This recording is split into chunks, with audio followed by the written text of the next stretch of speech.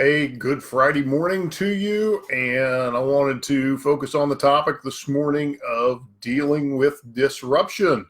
So now that the coronavirus is spreading and people are getting panicky, lots of decisions being made that are disrupting lots of people. So sorry to those of you who were looking forward to putting together your March Madness brackets.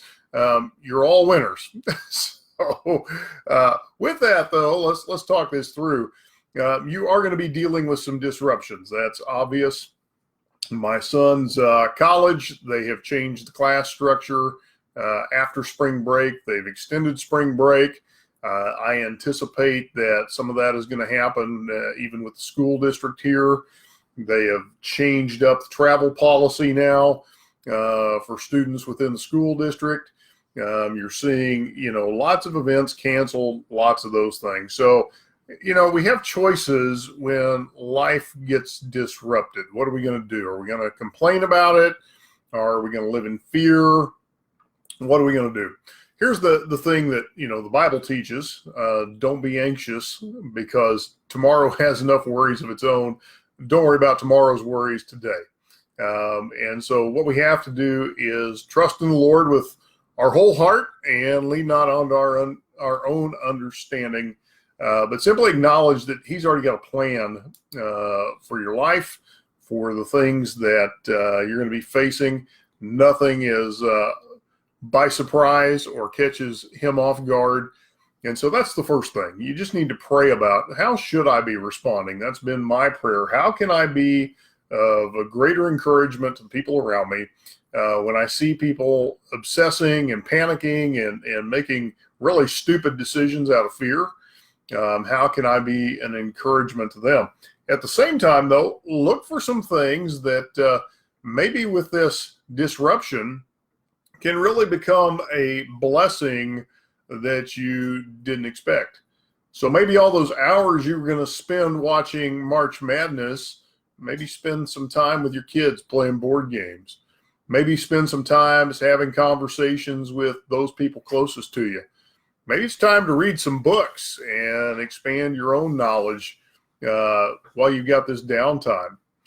Maybe you can take up, some new projects around the house that have been put off for a while. Part of what we have to look at is disruptions sometimes recenter us. They're a pattern interrupt. What they do is they force us to step back and take a look at our priorities, take a look at how we spend our most valuable asset, our time, how we spend our money, how we are involved in relationships. And so these are things that I want to encourage you. Spend these disruptive times evaluating, are there some things that you just need to make adjustments on? Is this an opportunity you're getting to spend more time with your children, your grandchildren, people you care about? Take advantage of the disruption. Don't get caught up in the hype. Don't get caught up in the hysteria. Be smart, have your plan, but use this to your advantage. This is a great time to talk about other difficult times. Yesterday, I had a friend over here at the house, and on our mantle, we have a picture of toilet paper and toothpaste. At some point, I'll put that picture on here. But there's a story behind it. 11 years ago, our family was going through some very difficult times.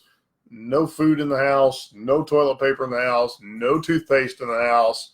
And it was one of the greatest lessons God ever taught us, because we gathered in our living room, we prayed for what we needed, and 2 hours later, a friend showed up at the door with a box. He had been cleaning out his mother-in-law's refrigerator and thought we might need a few things ourselves. And in that box was toilet paper and a few food items and $20. And so we were able to go buy toothpaste. We were able to replenish our supplies a little bit. We were fed that night. We had everything we needed. We just simply had to trust God through that process. And that's the encouragement I want to make to you. God will supply your needs. Now, maybe a little inconvenient, maybe a little uncomfortable at times, but He's going to be faithful to see you through this process. So just a few thoughts for you today.